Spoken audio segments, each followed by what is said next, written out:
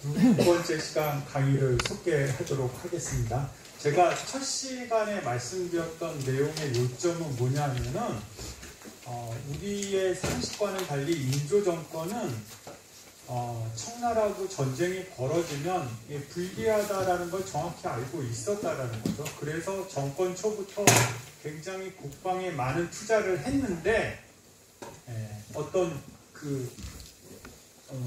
일시적인 요인이 아니고 어떤 사람이 정책을 수행했느냐 그 문제가 아니라 조선 사회가 갖고 있었던 이런 구조적 요인에 따라서 이제 실패한 것이다. 그러니까 전쟁을 알았지만은 대비를 못한 쪽에 이제 가깝다는 거죠. 안 한 게 아니라. 그 다음에 명나라가 도와주지 않거나 못하리라는 것도 정확히 알고 있었다는 거. 이거를 이제 강조해서 말씀을 드린 겁니다. 제가 한 가지 빠뜨린 게, 당시 또 명나라는 복잡한 게 뭐 있었냐 하면, 명나라의 그 정치적 리더십이 시원치 않았습니다. 그러니까 당시, 사실 청나라하고 명나라 인구를 비교해보면, 청나라 인구를 한 60만 정도 추정을 하거든요. 그 중에 전쟁에 나갈 수 있는 장정을 따져보면 한 16만 정도였다라는 겁니다. 60만 정도였고 명나라 인구는 2억이었어요. 그러니까 그거 아마 지난 시간에 구범진 선생님도 말씀하셨겠지만 명하고 청하고 싸워서 청이 이긴다라는 거 이거 상상도 못할 일이라는 거죠.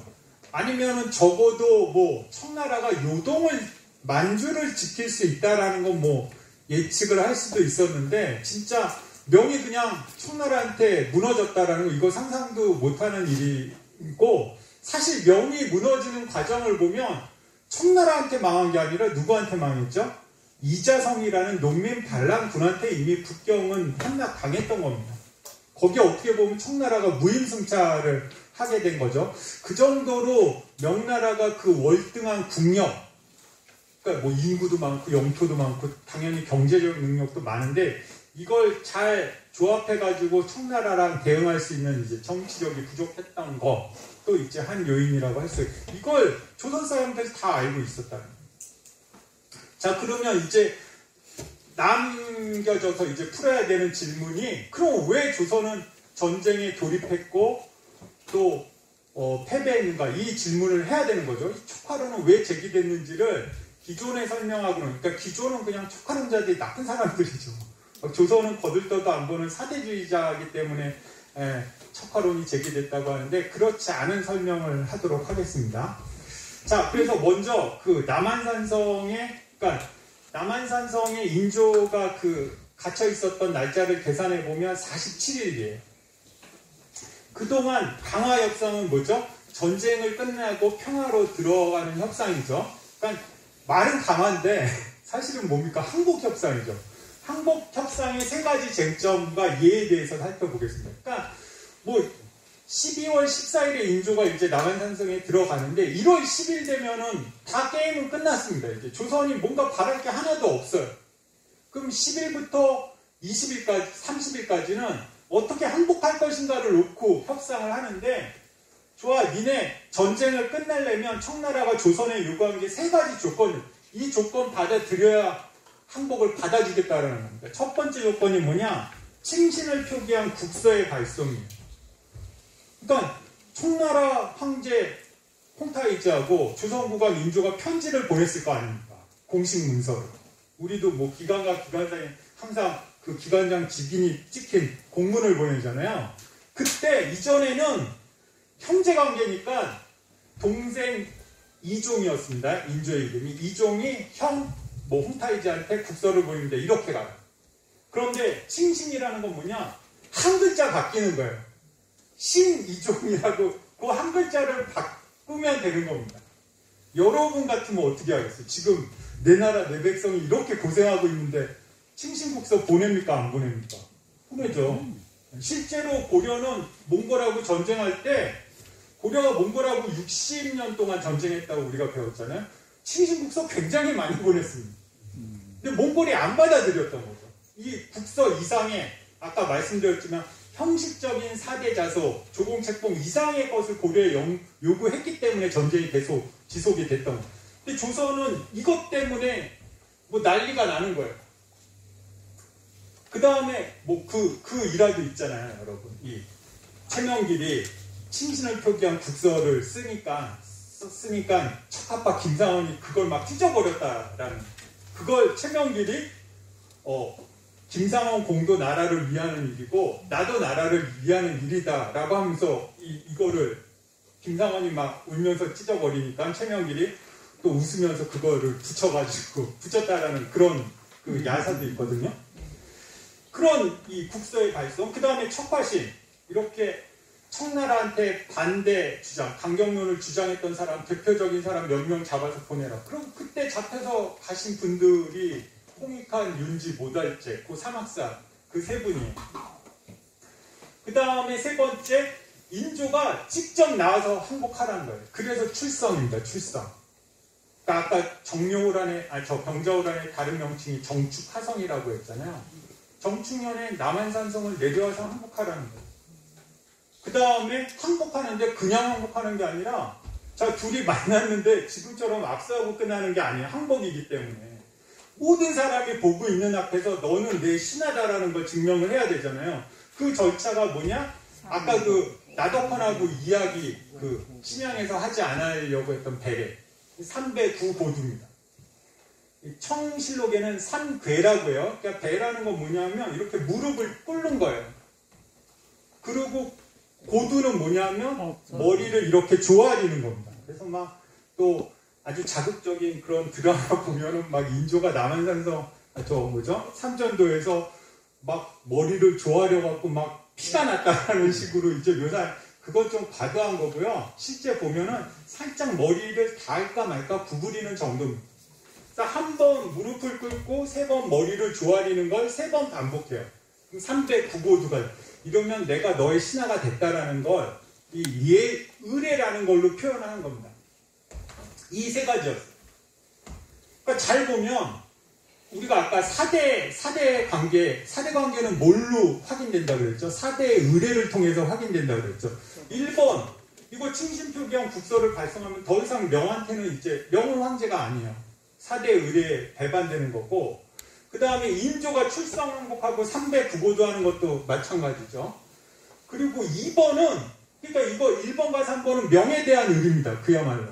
그런데 2번 척화신의 압송은 나의 신하를 내가 잡아서 적군한테 주는 게 어디 있습니까? 그러니까 그 조선신하 인조와의 의리인데, 이것도 사실 이 척화신이 뭘 주장했어요?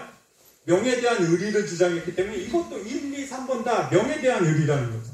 명에 대한 사대와 관련된 뭔가의 그 의례를 요구를 하는 겁니다. 청나라가. 구렁이 담 넘어가듯이 요구하는 게 아니라 모든 사람이 보는 앞에서 명명하게 하라고 요구를 하는 거예요. 그러니까 승부는 1637년 1월 중순경 10일에서 15일경에 이미 결판이 났는데, 산성 안에서는 척화론이 비등한, 이거 굉장히 이상한 거죠. 그러니까 딱 16일인가 되면은 청나라가 저 남한산성 밖에다가 깃발을 걸어요. 그 영화에서도 나오는데 초항이라고 썼습니다. 초는 뭐 초대한다, 항은 항복한다라는, 항복하라는 거죠. 완전히 무조건적 항복을 하라는 깃발을 내걸 정도로 1월 중순 되면은 조선이 더 이상 바랄 게 없어요. 그리고 조선 사람도 명나라가 지원 안 해줄 거라는 거. 그 다음에 또 혹자는 뭐 이렇게 해석을 하시는 분도 있어요. 야, 요때는 항복했지만 아직 명나라가 강성하니까는 나중에 우리를 덜하면 어떡하냐. 근데 이거는 제가 보기에는 좀 말이 안 되는 게, 지금 내코가 석치 않았잖아요. 명나라의 사후 문책은 굉장히 먼 훗날의 위험이고, 지금 청나라가 항복하라고 요구하는 건 비유하자면 어떻게 되는 거예요? 내 눈앞에 바로 다가와 있는 위협입니다. 이것 때문에 저는 안 했다고 생각은 안 해요.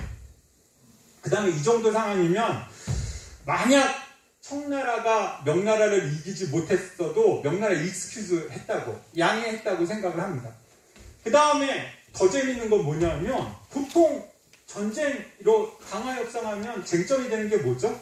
우리 뭐 1차 세계대전이나 2차 세계대전 할 때 보면은 뭐 전쟁 배상금 얼마 물래, 뭐 인지를 얼마나 뭐 교환할래, 그 다음에 영토는 얼마나 떼줄래, 이런 게 되게 쟁점이 되잖아요. 지금도 사실 뭐 러시아하고 우크라이나하고 싸우는 거 보면 러시아하고 붙은 우크라이나 그 국경지대 영토를 놓고 굉장히 첨예하게 대립을 하고 있는데 되게 재밌는 게 전쟁의 배상금이나 영토 활용 등은 쟁점이 아니라는 거예요. 이런 거 보면. 제가 인조였으면 우리 백성을 위해서 몇 번이라도 했을 것 같아요. 한 100번은 발송했을 것 같습니다. 지금도 막 백성들이 죽고 다치고 있는데 그냥 그 한자 써서 주면 되잖아요. 근데 알았어, 내가 신화할게, 이제 그만해. 그리고 뭐 3번은 그런데 좀 그렇죠. 3번은 이거는 완전히 예적이라는 게 보기 힘든 게 만약 나갔다가 자기를 잡아갈 수도 있잖아요. 이거는 분명히 있습니다. 이거는 좀 학자들 의견이 갈리는데 저는 이런 물리적인 위협보다는 이거는 만인 앞에서 자기가 나가서 항복한다는 그 의미가 더 중요한 거예요. 비유를 하자면 이거 뭐 지금 보편 종교가 있잖아요. 뭐 가톨릭도 있고 기독교도 있고 불교도 있고 이슬람교도 있는데 이 보편 종교의 지도자가 모든 사람이 보는 앞에서 그 자기 종교를 부정하는 행위와 저는 비슷하다고 생각을 해요.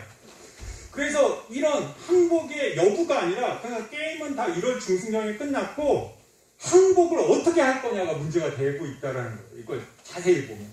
그걸 잘 보여주는 사료가 이겁니다. 김상원이라는 분이 사마산 아니지만 굉장히 유명한 척파론자였는데 정축년 1월 18일 지금 한참 되게 불리한 상황이죠. 요 며칠 있다가 이제 강화도가 함락이 되는데요. 21일인가 함락이 되는데 뭐라고 인조랑 얘기를 하냐면 김상원이 이런 말을 해요. 비록 무익할 줄 알면서도 할 만한 일이 있고 해서는 안 되는 일이 있으니 이 칭신해서 국서를 보내는 일은 결탄코해서는 안 된다고. 네. 이상하다라는 거죠. 우리 감각으로. 그러니까 인조가 뭐라 그러냐면 그래 뭐 별로 도움은 안 되지만 할 만한 일은 뭐냐 지금 이 상황에서 물으니까 김상원이 이래요. 저들이 만약 왕자 대신을 인질로 청하면 할 만하다라는 거죠. 실제 갔잖아요. 경자가 끝나고 소현세자하고 복림대군 저 심양으로 끌려갔잖아요. 부부가. 그 다음에 세패를 이게 전쟁 배상금이죠. 이것도 좋습니다. 명나라하고는 사실 세패라는 게 없었어요. 평화적인 조공-채공 관계였기 때문에 그냥 조공의 예물이 있었지 세패라는 이런 전쟁 배상금 성격의 예물은 없었는데 이거를 이제 주게 돼요. 이거는 줄만하다라는 거예요. 그 말이 더 황당해요. 그 다음 말이 땅을 떼어달라고 하면 그 또한 할만하다. 우리 감각하고 완전 정반대죠. 그러니까 우리가 가치 부여하는 거랑 이 사람들이 가치 부여하는 거랑 달랐다라는 걸 알 수가 있는데요. 지금 그들이 출성을 요구하는데 한 번 굴복한 뒤에 만약 군신의 의리를 출성하면 그냥 압수하고 헤어지는 게 아니라 그랬죠. 300 하고 나는 신하 너는 황제라는 걸 만인이 보는 앞에서 사진 찍듯이 딱 보여주는 건데 만약 군신의 의리를 고집하며 멋대로 명령을 내리면 장차 어찌하겠냐. 그래서 이런 조건은 들어줘도 칭신해서 국서 보내는 건 절대 안 된다라는 거예요. 그러니까 여기 보면 제일 중요한 게 뭐예요? 칭신해서 국서를 보내는 일이라 인조가 출성해서 항복하는 거. 이게 결국에 청과 조선이 군신관계를 맺었다라는 걸 보여주는 가장 핵심적인 2개 조건이라는 걸 알 수가 있습니다. 그러니까 다시 돌아가 보면 뭐라는 거죠? 항복의 여부가 아니라 항복의 형식이 문제라는 거죠. 이미 조선이 1월 중순 이후로는 항복하겠다는 뜻을 수차례 보냈어요. 근데 청이 이 조건 안 들어주면 안 하겠다는. 그 결국에 다 들어줍니다. 다 들어주는데, 네. 그래서 다시 한번 이제 넘어가 보면은요, 중화라는 걸 좀 배워야 되는데요. 이 결론이 이제 다 왔습니다, 여러분. 중화 하면은 아마 어르신들이나 저 어릴 때 많았는데, 중화반점이 집집마다 있었어요. 골목마다. 중국집이죠, 중국. 중화하면 중국을 생각하는데 중국하고 조금 다른 개념이라는 걸 제가 말씀을 드리는 겁니다. 원래 중국이 기원인 건 맞아요. 중국 사람들의 그 우월감을 중화라고 했습니다. 중화는 본디 황하죠. 중국 문명이 황하에서 기원했는데 황하 유역에서 중국 고대 문명을 이룩한 화죠. 그래서 중화인 겁니다. 화족이거나 아니면 그 여름한자 써서 하족이라고도 한자로 표기하는데요. 화족의 자기 우월적 인식에서 기원한 겁니다. 이 화족이 지금의 한족이 되는 거예요. 이후 한족이 세운 중국 왕조는 압도적인 정치, 군사, 문화적 우위를 바탕으로 중화라는 문명 개념, 자기 문명의 우월성 개념이죠. 이 개념을 강화시켰는데요. 중화인식은 중국인의 배타적인 자기 정체성으로 기능해서 자, 우리 중국은 우수한 사람들이고 나머지는 야만인들이야. 뭐 이렇게 기능했다라는 겁니다. 중화와 이적, 오랑캐죠. 우리말로 하면은 이제 이를 구분하면은 이거 이는 동쪽의 오랑캐, 적은 북쪽의 오랑캐인데 이 오랑캐라고 이해하시면 됩니다. 이적의 구분, 즉 화이의 구분을 낳게 됐다라는 겁니다. 중화의 3대 요소로는 한족이라는 인종, 중국이라는 지역, 유교 이념의 바탕을 둔 예교 문화가 꼽혔다. 아까 그 청나라하고 협상하는데 보면 이 예를 행할 거냐 말 거냐를 놓고 두 나라가 엄청나게 싸우잖아요. 실제로 조선왕조실록을 보면 되게 웃긴 게 저런 예에 관한 청나라하고 협상한 기록은 많은데 정작 니네한테 얼마 돈 떼주면 이 전쟁 없던 걸로 할래 이런 얘기는 거의 안 나와요. 그리고 예교 문화의 보유 여부를 문명인과 야만인으로 구분하는 가장 결정적 근거로 봤다라는 거죠. 근데 사실 중국 입장에서는 어떻게 보면 1번과 2번은 그냥 자기들이 갖고 있는 거잖아요. 그러니까 어떻게 보면 3번이 이제 중요했다라고 할 수가 있는데, 그럼 이런 이제 중국 왕조를 옆에 있었던 작은 나라들이 다 교류를 하고 상대를 해야 되잖아요. 그러면서 자기 나라를 지켜야 되는데, 이런 중국을 접촉하고 그들의 문화를 수입한 주변 민족이나 국가는 고구려, 백제, 신라, 고조선 다 마찬가지입니다. 자신들을 중화 또는 소중화로 인식하고 이에 근거해서 자부심을 갖는 패턴을 고대로부터 보여왔다라는 거. 그러니까 두 가지인데 실제로 문명을 수입해서 그럴 수도 있고 아니면은 용어가 중화라는 용어가 좋은 용어이기 때문에 이렇게 사용할 수도 있는 거죠. 17세기 조선인의 중화인식은 이런 대명의리 혹은 대명사대와 불가분의 관계를 맺고 있었다라고 할 수가 있겠습니다. 여기서 의리라는 말이 계속 나오는데 우리가 의리하면 보통 조폭 간의 의리를 생각을 하는데 사실은 그거보다 훨씬 더 차원이 높은 말이에요. 리는 만물의 원리 이치라는 뜻이고 의는 그 만물의 원리 이치에 따라서 인간이 마땅히 지켜야 되는 도덕적인 어떤 규범을 얘기하는 건데 그러니까 이런 겁니다. 우리가 보통 자식에게 부모가 효도해야 된다라는 거잖아요. 이걸 성리학식으로 얘기하면은 이거는 부모가 자식을 길러줬기 때문에 그런 기브앤테이크 차원에서 효도해야 되는 게 아니에요. 의리에 따르면은 부모이기 때문에 효도를 해야 되는 겁니다. 자식은. 그리고 부모이기 때문에 그리고 효도는 저절로 이루어져야 되는 거예요. 이게 정상적인 사회 상태인 거예요. 이걸 이제 의리라고 하는데 명나라에 대한 것도 그렇게 생각을 했다라는 거죠. 명에 대한 사대를 의리로 생각을 했다라는 겁니다. 그 다음에 그러면 이제 이런 인식이 바탕이 돼 있었기 때문에 이제 척화론이 나왔다라는 건데 그러면 도대체 이 선생님 척화론이 이렇게 된 거는 고려 때는 안 그랬다고 하셨잖아요. 그럼 언제부터 이렇게 된 겁니까? 그리고 이 척화론 때문에 인조가 외교 실패를 했다고 하는데 그럼 여기에 대한 여러 가지 설명이 있을 거 아니에요? 네. 이 첫 번째 설명이 가장 통설에 가깝고 교과서에 실려 있는 건데 네. 성리학 때문에 그렇다는 거예요. 아까 말씀드린 그 중화 혹은 화이의 부분이 성리학 내에 다 있어요. 그 한 파트로. 그 중에 이제 대표적인 사람이 성리학을 만든 사람은 누구라고 혹시 들으셨나요? 성리학을 주자학이라고도 하잖아요. 남송에.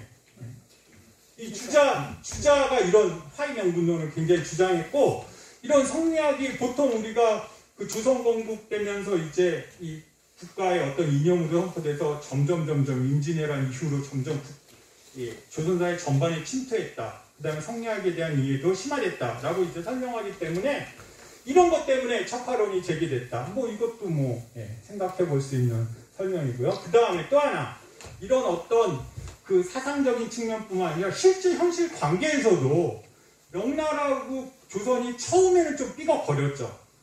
막 요동 정벌하러 간다 그러고 정도전이, 그 다음에 막 정도전 잡아오라 그러고 이런 외교관계가 삐걱거렸는데 거의 뭐 한 세종대 이후로는 굉장히 안정되거든요.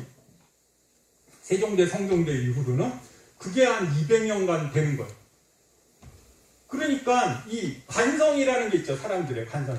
명나라 이전에도 강했고 앞으로도 강할 거야. 뭐 이런 생각 때문에 척화론이 제기됐다라는 설명이 있고요. 두 번째는 이제 바로 임진왜란입니다. 이런 배경하에 임진왜란 때 결정적으로 명나라가 진짜 그냥 명분상의 사대국인 줄 알았는데 진짜 군대를 보내서 도와줬잖아요. 잘 생각해 보시면 우리가 보통 임진왜란의 3대 승리 원인을 뭐라고 배우냐면 어떻게 배우죠? 의병의 활약, 그 다음 두 번째 조선수군의 승리, 이순신이 이끄는, 세 번째가 명군 참전이거든요. 사실 결정적인 원인은 물론 의병이나 조선수군도 잘 싸웠지만 전세가 바뀌는데 결정적인 요인이라고 하면은 이거는 저는 이제 좀 군사사에 관심이 있는데 명나라가 와서 바뀐 거죠. 명나라 군대 5만 명이 와서 바뀐 겁니다. 안 그랬으면 임진왜란은 쉽지 않은 전쟁입니다. 어쨌건 이런 나라를 다시 만들어주는 애, 아까 봤던 그 창덕궁의 대보단 같은 여기 이런 명에 대한 부채의식, 빚을 졌다라는 거죠. 이런 부채의식과 모문용이라는 사람의 정치 외교적인 영향, 이것도 분명히 있었던 것 같아요. 이거는 이제 제가 설명을 안 할 거고 아마 한명기 선생님께서 자세하게 설명하실 겁니다. 아까 그 철산에 주둔했던 모문용이라는 사람이 왜 정치 외교적 영향력이 있냐? 바로 인조반정이 일어났을 때, 인조반정 일종의 쿠데타잖아요. 명나라가 바로 승인을 안 해줘요. 그걸 중간에서 조정한 매개자가 누구냐? 모문용이라는.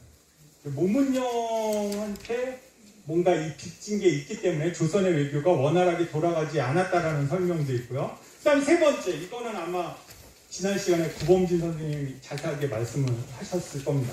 당시 승패를 가늠하기 어려웠던 명청대결의 추이. 그래서 청나라 편에도 붙기 어려웠고 명나라 편에도 붙기 어려웠을 것이다. 이것도 가능성도 있죠. 이 설명도. 근데 이제 제가 주장하는 설명은 이 세 가지 학설 중에 가장 먼저 솔직히 말씀드리면 가장 소수설이에요. 가장 뭐랄까요, 최근에 나온 설이기도 하고, 제가 생각하기에는 아까 말씀드렸던 그 중화인식하고 관련이 있다는 거죠. 고려 말 조선 초에 조선의 중화인식에 있어서 질적인 전환이 일어났다는 겁니다. 그럼 어떤 전환이냐? 그러니까 이전의 중화는 굉장히 필요한 수단에 의해서 받아들이는 거예요. 중국하고 외교해야 되니까 뭐 중국 문물을 수입하고 그리고 잘 쓰면 되고, 이거 잘 쓰고 또 여기에 대해서 내가 뭔가 좀 우쭐한 감정을 가지면 되고, 이 정도였는데 고려말 조선 초를 겪으면서 어떤 상황이 벌어지냐면 중화 문명을 보편 가치로 여기고, 보편이라는 건 뭐죠? 누구나 언제 어느 때나 다 적용된다라는 거죠. 보편 가치에 대해서는 좀 이따 설명을 드리겠습니다. 이걸 여기고 그 제도적인 구현을 조선 내에서 자발적으로 추구했다라는 거죠. 중국 문물을 단순히 우리가 뭐 수입자 탓이 받아들이는 게 아니라 이런 건 반드시 우리가 실현해야 되는 가치야. 대표적인 게 뭐 있어요? 성리학 같은 거. 이게 중국 거라서 받아들인다기보다도 이건 사람이면 반드시 가져야 될, 실천해야 될 이념이라고 생각해서 받아들이는 겁니다. 그래서 사대관계의 어떤, 그러니까 이 제도적 구현이 뭐냐? 중국이, 명나라가 아무 말도 안 했는데 중국은 결국에 그런 질서 속에서 보면 황제국이고 우리한테 내정 간섭은 하지 않지만 우리는 제후국이야, 신하국이야. 그래서 모든 제도를 그에 따라서 조정을 하는 거예요. 이런 이제 일을 중국이 아무 얘기도 안 하는 겁니다. 그러니까 우리 같으면 야, 저거 쪽팔려서 왜 하냐, 저거 불쾌한데라고 생각하는데 그 시대 사람들은 전혀 그러지 않았다는 거죠. 사대관계의 그 위계적인, 그거는 뭘로 표현되냐? 위계가 있다라는 건 뭘로 표현됩니까? 몸 밖으로 나와야 되죠. 몸짓으로 혹은 옷으로. 이게 예죠. 위계적인 예적 질서를 굴욕이 아니라 굉장히 보편적인 걸로 간주했다라는 거예요. 제가 카톨릭 대학에 있지만 아마 여기 카톨릭 성당에 나가시는 분들도 있지만 교황님이 오셨을 때 우리를 괴롭히러 오신 분이다 아무도 생각 안 할 거예요. 그냥 보편 종교의 지도자로서 그 보편 종교라는 그 신념을 공유하시는 분의 지도자로서 우리가 존경하고 따르는 거죠. 그러니까 아마 이 중화문명은 그런 위치에 있다라고 생각을 하는데요. 그래서 이게 시간이 흐르면서 대명사대의 당위성이라는 게 붕당, 정파죠. 붕당을 가리지 않고 정론, 발을 정자잖아요. 이건 국시입니다. 그러니까 동인이건 서인이건 남인이건 북인이건 노론이건 소론이건 다 대명사대는 지켜야 된다. 이런 의리 차원에서 라고 동의를 했다라는 거죠. 그러니까 여러분 그 병자호란 때 제가 척화론이 몇 프로라고 그랬죠? 99.9%라고 그랬죠? 그게 설명이 되는 겁니다. 그 다음에 이후에도 99.9%가 설명이 되는 거죠. 이렇게 보면. 그러면 여기서 이제 하나 더 설명해야 되는 게 이 사대관계가 그러면 중국이 시키면 막 해야 돼. 이게 절대 아니라는 거예요. 그렇게 오해하시면 안 됩니다. 사대관계에서 그러니까 어디까지나 굉장히 예적 관계예요. 이건 제후의 의무도 있지만 이게 제후의 의무라는 게 별게 아니에요. 사신 보내면 되는 거예요. 그 다음에 이제 이런 거 있죠. 중국의 천자는 연호를 쓰는데 자기만의 시간을 갖는데 조선의 국왕은 그걸 쓸 수가 없습니다. 이런 정도라는 겁니다. 그래서 제후의 의무 못지않게 그리고 이제 중국 천자는 예를 들어 노란색 골룡포는 황제의 색깔이거든요. 근데 조선 국왕, 고려 국왕은 노란색 골룡포를 입었을 수도 있는데 조선 국왕은 여러분 잘 보시면은 골룡포가 뭐예요? 파란색 아닌 빨강색이에요. 태조 이성계 같은 경우는 파란색을 입고 있더라고요. 그래서 이 제후의 의무 못지않게 천재의 의무도 인식을 해요. 그러니까 조선이 명나라가 막 이런 중화인식을 갖고 있는 사람들이 명나라가 막 괜찮은 요구도 하고 말도 안 되는 요구도 하잖아요. 말도 안 되는 요구도 들어주기는 하는데 이걸 절대로 옳다고 생각 안 해요. 이건 사대관계에서 굉장히 벗어난 무리한 요구를 명나라가 하는데 이거는 우리가 싸울 수는 없으니까 우리 백성이 피해를 받으니까 참는다. 혹은 굉장히 불쾌하게 생각합니다. 그러니까 대부분의 경우에 이런 중화인식이 조선의 국익을 침해했다 안 했다? 안 했던 쪽에 가까운 것 같아요. 그래서 제가 말씀드리지만 이 보편으로서의 중화 문명을 추구하는 거랑 대명사대를 해야 된다는 아까 척화론자가 주장한 이 당위성은 평상시는 조선의 국익과 충돌할 리가 거의 없다라는 거죠. 물론 막 명나라가 굉장히 이상한 황제가들이 닥쳐가지고 막 조선에 막 매잡아 오라 그러고 막 말 바치라 그러고 아니면 막 공녀 바치라고 이러는 경우에 이제 우리가 피해를 본 적은 있지만 이거를 절대로 조선의 성리학자나 중화주의자들이 의리라고 생각 안 했어요. 굉장히 이건 부당한 조치라고 생각을 했다라는 거죠. 그래서 보면 이런 걸 이제 깔고 보면은 우리가 척화론과 대명의리론의 성격을 다시 정의할 수 있는데 첫 번째, 이들이 분명히 조선이라는 국가의 존망보다 대명의리 혹은 대명사대를 고수해야 된다는 거 이건 팩트예요. 부인할 수가 없죠. 이런 기록이 다 남아 있으니까. 두 번째, 중요한 거는 척화론을 고수하자고 한 주체는 인조반정의 세력들이 아니에요. 서인계 공신세력. 인조도 아닙니다. 상식적으로 생각해 볼 때 척화를 주장하다가 나라가 망해버리면 제일 잃을 게 많은 사람이 누구예요? 인조죠. 그 다음이 누굽니까? 그 인조 옆에 있던 인조반정의 공신세력들이죠. 그러니까 진짜 전쟁 끝나고 나서 보면은 두 아들이 진짜 친아들이 인질로 잡혀간 사람이 인조밖에 없었어요. 그 오히려 이 서인계 반정공신이 아니라 지금 얘기로 하면 제야의 세력들이 혹은 기득권이지 아닌 정권의 실세가 아닌 세력들이 다 척화론을 주장했다라는 거죠.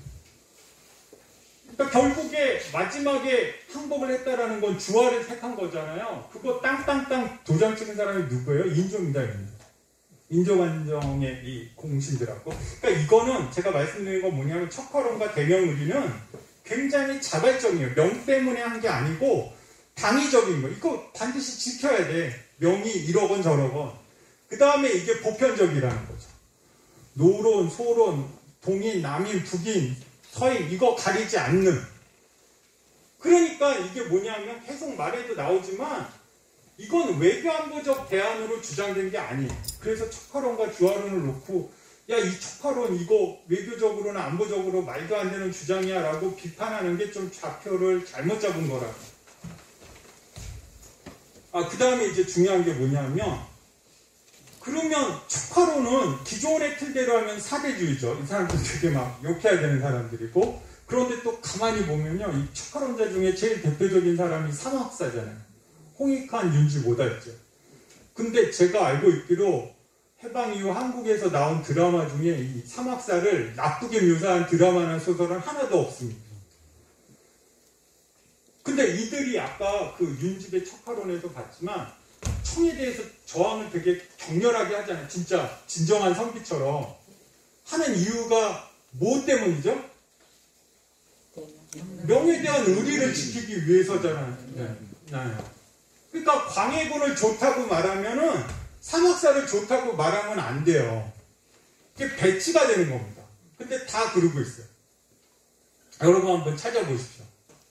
그러니까 광해군을 좋다고 하면 저는 이런 논리대로면 삼학사는 나쁘다고 해야 되고 삼학사를 좋다고 하면 광해군을 좋다고 할 수가 없는 거예요. 근데 이게 왜 그러냐?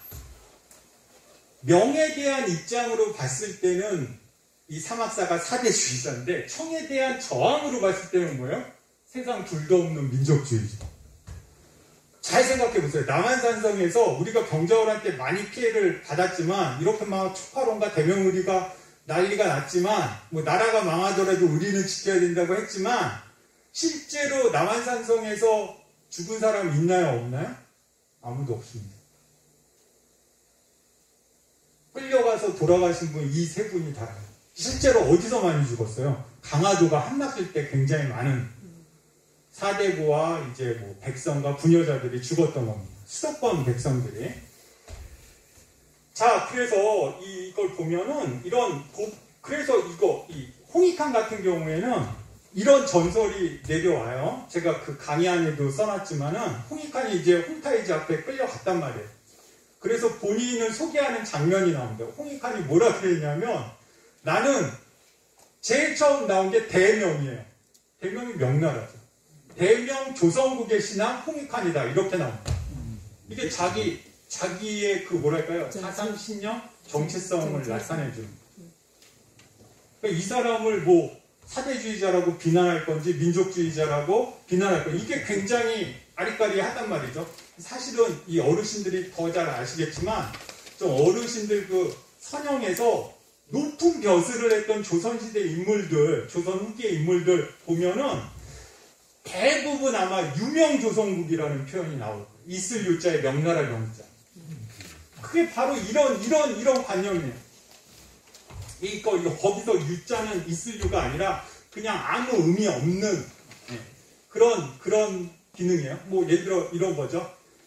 국어에서는 어기사라고 하는데 친구 집에 가자랑 친구네 집에 가자는 완전히 같은 말인데 내가 붙으면 약간 의미가 어감이 달라지잖아요. 그런 의미라고 합니다. 유자는.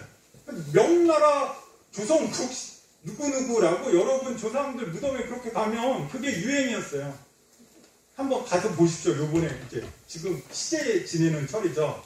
그때 높은 벼슬을 하신 분들은 아마 유명조선국이라고 이제 기록이 돼 있을 겁니다.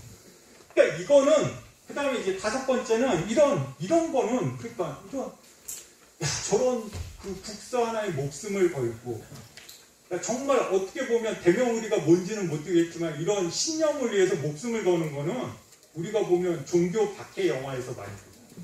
보편 종교를 믿는 독실한 신앙인의 순교자적 행위와 유사하다. 뭐 서양 영화에서 보면 그 다음에 뭐 일본도 비슷하던데요. 뭐 기독교 신자인지 아닌지 알 수가 없잖아요. 그럼 어떻게 하죠? 뭐 머리를 뜯어서 볼 수도 없고 어떻게 합니까? 성상이라든지 아니면 십자가에 뭐 침뱉어 보라 그러고 저 같으면, 저는 가톨릭 대학에 있어서 그러면 안 되지만, 저는 무교예요, 무교. 종교가 없기 때문에, 내가 일단 살고 봐야지, 이제, 그럴 것 같은데, 진짜 독실하신 분들은 그 목숨을 걸고 지키려고 하잖아요. 이게 종교 의례거든요, 일단에. 그 다음에, 그런 어떤 종교의 상징에 대해서도 굉장히 깊은 존경과 경의를 표시하죠. 저 같은 무교 신자와는 달리. 그러니까 조선 사람들의 행위가 굉장히 이랬던 것 같아요. 그래서 이들 척파론자들이 남긴 말을 보면 이런 사대를 포기하는 순간 아까 그 남한산성의 세 가지 항복 조건을 받아들여서 명예대한 사대를 포기하는 순간 이건 명나라와 관계가 끊어지는 게 두려운 게 아니라 뭐예요? 명나라라고 이제 표기되는 그 뒤에 뭐가 있는 거예요? 중화 문명의 가치가 있는 거죠. 이 율리아 문명이 붕괴되고 그다음에 이렇게 한번 하면은 우리는 영원히 살아도 산 게 아니라는 거예요. 천하와 후세 사람들의 비난을 받을 거기 때문에 우리는 목숨 걸고 지켜야 된다 이런 얘기. 혹은 더 속내는 아무도 죽지 않았다고 그랬죠. 죽지 않았지만 적어도 이런 기록을 남겨놔야 된다라는 생각이 있었던 거예요. 네, 그거는 분명한 것 같습니다. 그러니까 우리 생각에는 똑같잖아요. 아니 기왕 항복할 거 하면 저 청나라가 두들겨 패기 전에 항복했으면 되지라고 생각하면 그 사람들 아니라는 거예요. 그나마 남한산성에서 47일 동안 저렇게 격렬하게 저항하고 항복했기 때문에 뭔가 천하와 후세 사람들한테 할 말이라도 조금 하나가 남아있다. 이런 얘기는 굉장히 많이 나옵니다. 기록에. 그리고 이제 그들에게 이제 아까 말씀드렸던 그런 대명사대의 형식과 본질이 전혀 분리가 안 된다는 거예요. 저 같은 사람은 예를 들어 야 그거 좀 이거 해 강도가 와가지고 이거 친신의 국서를 써 그러면 그래 써주고 나중에 내가 이제 친신 안 하면 되지 이렇게 생각하잖아요. 우리는 그 사람들이 그렇게 생각합니다. 그러니까 이거랑 굉장히 비슷한 거죠. 이 독실한 신앙인의 순교자적 행위다. 순교가 발생 안 했겠죠. 만약 저런 마인드라면은. 그러니까 기독 그 성상이나 성화를 밟아라. 밟은 다음에 내가 혼자 믿으면 되지. 이게 성립이 안 되는 거잖아요. 그래서 왜 그러냐? 이 당대 사람들에게는 대명사대의 의례가 문명과 아까 중화라고 그랬죠. 화이. 문명과 야만의 가르는 그야말로 그 실존적 선택의 문제였다라는 거죠. 국방이나 외교의 문제가 아니라. 자, 이런 거를 한번 보여주는 또 다른 사례를 설명을 드리겠습니다. 자, 그래서 이런 걸 생각해 보면 우리가 기존에는 주화론자는 뭔가요? 이 실리를 추구하는 최명길 같은 사람이고 척파론자는 명분을 추구하는 김상훈 같은 사람이다. 이 둘의 교집합은 없습니다. 공통점은 완전히 없어요. 근데 이렇게 보면은 병자호란 이후에 왜 주화파가 몰락하고 척화파가 득세했는지에 대한 설명이 안 된다고 그랬죠. 수정을 해보면은 제가 보기엔 다 척화파였어요. 조선 사람들은. 그 속에 주화파가 있는 겁니다. 최명길 같은 사람이. 왜 이거를 알 수 있냐면 전쟁 끝난 다음에는 최명길이 굉장히 반청 활동을 또 열심히 해요. 이건 제 말이 아니라 이건 모든 학자들이 다 팩트로 남아있는 겁니다. 휴대폰에서 한번 찾아보십시오. 최명길 반청 활동. 전쟁 끝난 다음에 이 사람이 뭐가 된 거예요? 주화파에서 척화파로. 이때 최명길이 실권자였거든요. 영의죠. 그러니까 이 전쟁이 끝나니까 청나라가 명나라 치러 가는데 군대를 보내라고 그러는 거예요. 최명길이 그건 죽어도 못하겠다. 근데 누가 해야 될 거 아니에요, 교섭을. 그 기록에 보면, 문중의 기록에 보면 진짜 최명길이 수위 만들어 놓고 관 만들어 놓고 청나라한테 사신 가는 장면이 나와. 이것만은 못하겠다. 근데 원래 대로하면 할 수도 있는 거잖아요, 사실은. 이런 측면을 보면은 이 척화 주화의 관계가 그렇게 간단하지 않다. 그 다음에 하나 더 볼 수 있는 거는 우리가 보통 척화는 명분이고 주화는 실리라고 그러는데 실리와 명분은 다 갖고 있는 겁니다. 하다못해 어린애가 과자를 먹고 싶을 때도 나름의 이유를 대잖아요. 내가 엄마 이거를 먹으면 좀 키가 1cm 더 클 것 같아요. 라고 다 얘기를 하잖아요. 그러면 주화파의 명분은 뭐냐? 유교적 명분에 있습니다. 네, 화이의 명분도 있지만 뭐죠? 안민이라는 명분도 있죠. 나라를 보존하고 국가를 보존하고 백성을 편안하게, 이 최명길의 얘기가 바로 그 얘기거든요. 그런데 그러면 척화파에, 그러니까 국가적인 차원에서 보면 최명길이 그 신리를 추구한 게 맞는데, 그 개인의 차원에서 보면 전부 다 대세가 척화파니까 개인적으로는 어떻게 뭐와 같은 거예요? 정치적인 일종의 자해 행위와 같은 겁니다. 지금 여러분들 다 국회의원인데 여러분들 전부 다 A라는 법안을 지지하는데 저만 홀로 B라는 법안 지. 다음에 어떻게 되죠? 공천에서 탈락되죠. 국회의원 선거에 못 나와요. 이런 걸 이제 한 거죠. 근데 척화파도 마찬가지예요. 우리가 명분이라고 하는 건 국가적인 차원이고, 대세가 이랬으면 사실은 개인적인 차원에서 보면은 어느 쪽에 붙는 게 내 정치적인 이득에 도움이 됩니까? 척화 쪽에 붙는 게 훨씬 이득이에요. 여기서 이제 또 좀 더 복잡한 측면이 있는데 그거는 좀 생략을 하고요. 그래서 그러면 척화 주화의 본질적인 차이는 뭐냐? 다 명에 대한 사대, 화의의 명분을 지켜야 한다는 거에서는 전부 다 같았어요. 그럼 이걸 어디까지 실천할 거냐에서 척화파랑 주화파가 갈렸던 거. 척화파는 정말 이게 얘네들이 속마음이 이분들이 어떤 건지 모르겠으나 정말 나라가 없어지더라도 사대 명분을 지켜야 된다라고 했던 분이고, 그 다음에 주화파는 뭐냐? 우리는 뭐라고 주화파, 최명길이 그런 얘기를 하냐면은, 그게 맞긴 한데 우리는 중국 땅 안에 있는 제후국하고 다르다. 우리는 중국이랑 사실 뭐예요? 외국이잖아요. 실제 중국 사료에도 보면 외국전에 우리가 나와요.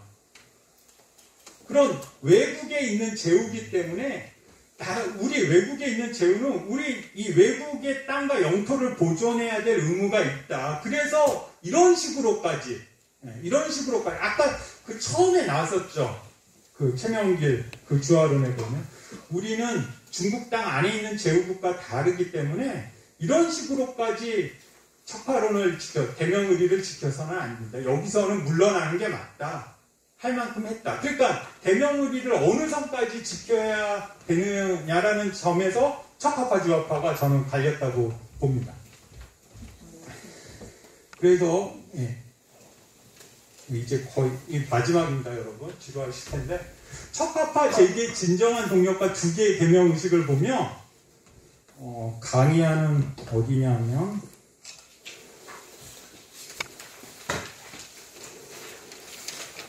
네, 5페이지입니다. 여기를 이제 설명할 때 이게 제일 어려워요, 여러분. 학생들도 좀 어려워합니다. 그리고 제가 문제도 낼 겁니다. 여러분들한테 퀴즈도 하나 낼 건데 반장님한테도 한번 여쭤봐야 될 것 같아요. 네.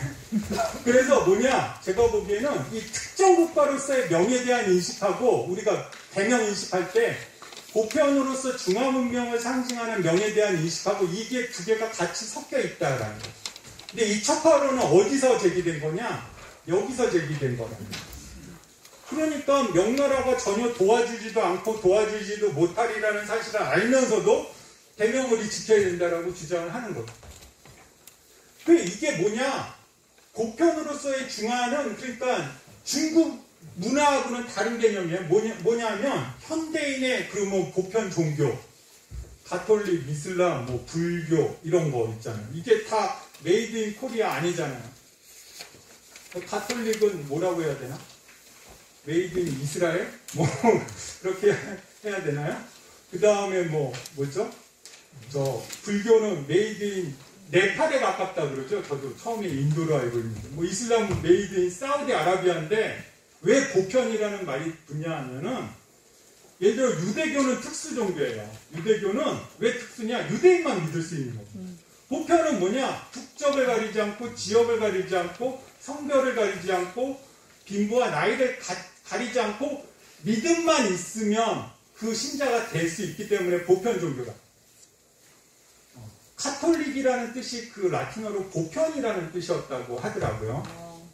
들어보니까 이런 보편 종교, 가치, 문화 많이 있죠. 자유, 평등, 인권. 이거 고대 중국 경전에 우리 조상들이 읽었던 책에 아무도 나오지 않아요. 이거 다 이제 근대화가 되면서 우리가 수입해서 받아들인 거죠. 그럼 우리나라뿐만 아니라 전 세계 사람들 다 받아들이는 가치잖아요. 그 다음에 뭐 인권, 민주주의, 자본주의 이런 거죠. 이 중화 문명도 이해했던 것 같아요. 그래서 조선시대에서 중화의 보편 문명을 추구하는 거랑 현실 중국 명가의 외교는 이게 비슷하지만 굉장히 다른 측면이 있다. 이거를 혼동해서 보면 아닙니다. 이거 같다고 보면은 척파론자는 그 순간 뭐가 되는 거예요? 사대주의자가 되고 마는 거죠.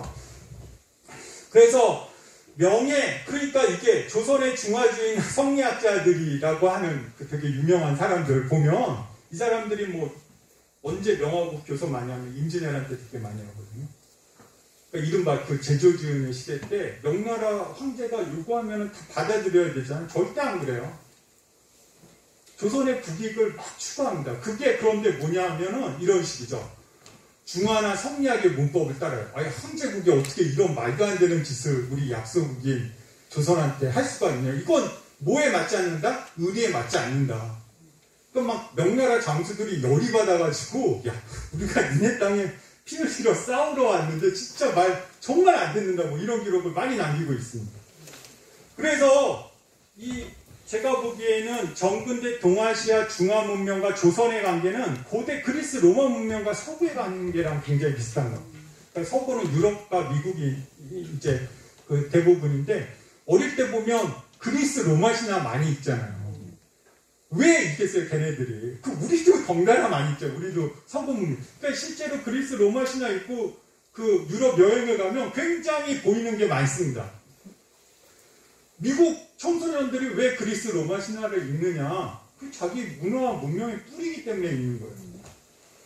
그러니까 우리가 유럽의 고대사하고 한국과 중국, 일본의 고대사가 다르다라는 얘기를 하는데 잘 생각해보면 한국의 고대사는 올라가면 고구려 백제 신라가 나오고 일본의 고대사는 뭐 일본이 나오고 중국의 고대사는 뭐 진나라 한나라가 나오는데 유럽의 고대사는 한번 생각해보세요.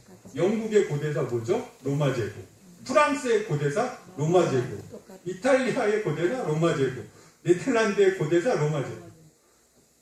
이런 거라는 거죠. 고대 그리스 로마 문명이라는 게. 그러니까 그러면 이런 기능과 좀 그래도 비슷한 걸 하는 게 성리학이나 유교, 뭐 한자 이런 게 될 수가 있는데 그냥 유교의 예질서, 예문화 같은 거 공자라고 생각하면 여러분, 논어 생각하면 아마 어르신들 읽으신 분들도 많지만 아 내가 이거 중국 사람 책 읽는 거야 라고 생각하시나요? 전혀 안 하실 것 같은데 이거 그냥 훌륭한 그 성인이 남긴 거야. 우리가 플라톤이나 아리스토텔레스 읽을 때 이건 인류의 철학자지 성인이지 이 사람이 그리스 사람인가? 마케도니아 사람인가? 뭐 이런 고민 안 할 것 같습니다. 이런 거랑 이제 비슷하다라는 거죠. 비슷하지 같은 건 아닙니다. 근데 비슷한데 어떻게 다른지는 아직 학계에서 연구가 안 됐어요.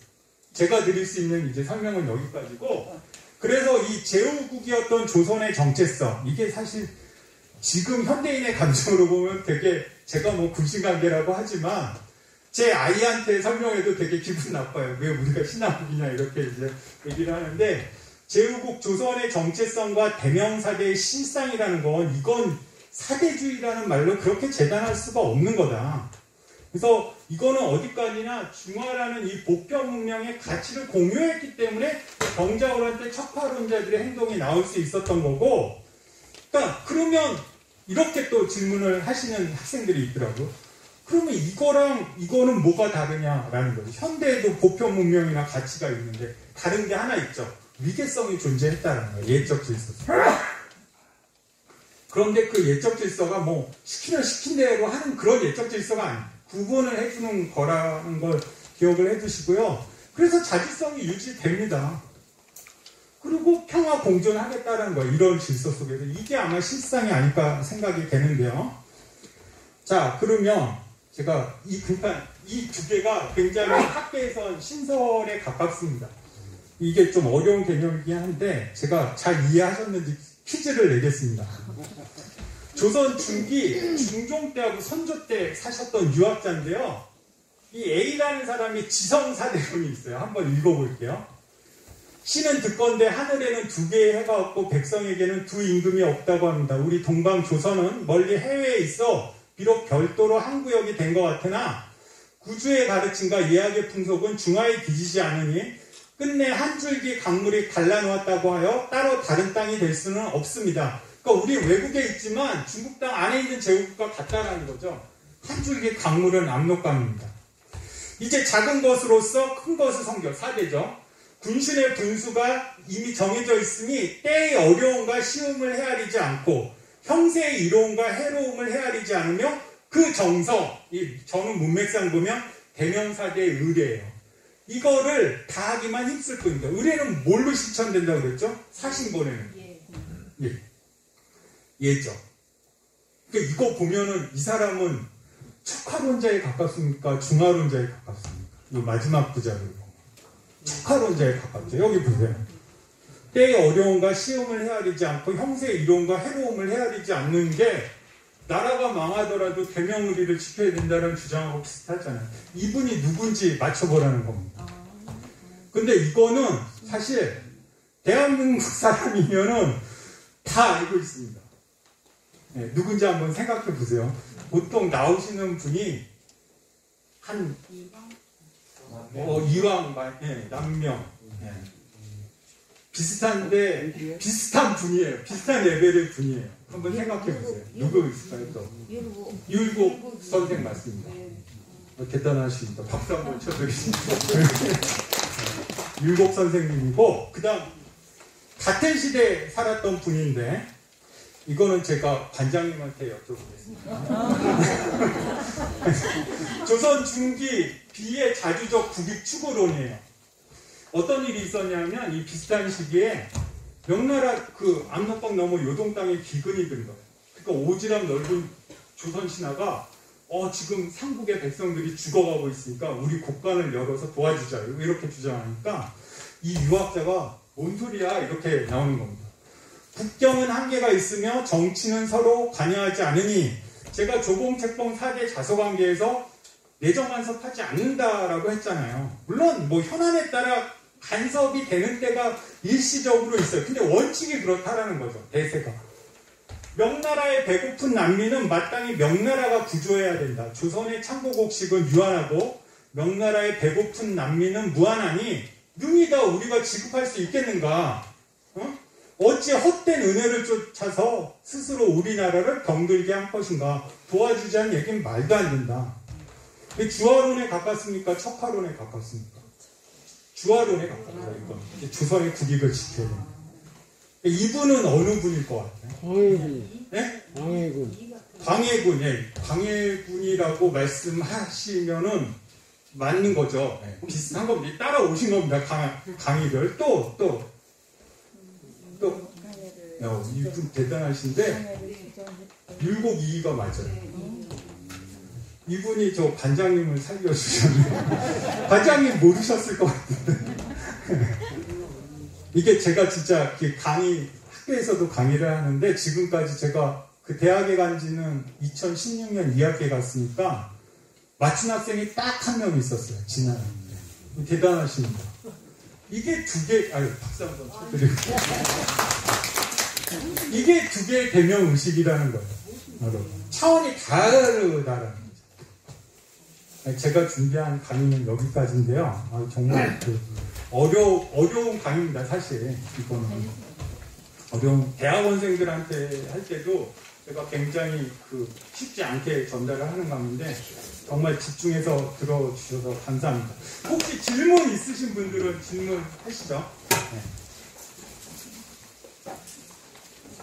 질문이 없으시면은 이제 강의 끝나고 저한테 오셔서 개인적으로 질문하셔도 좋겠습니다. 네, 아무튼 굉장히 재미없는 강의인데 오랜 시간 경청해 주셔서 감사합니다. 감사합니다, 여러분.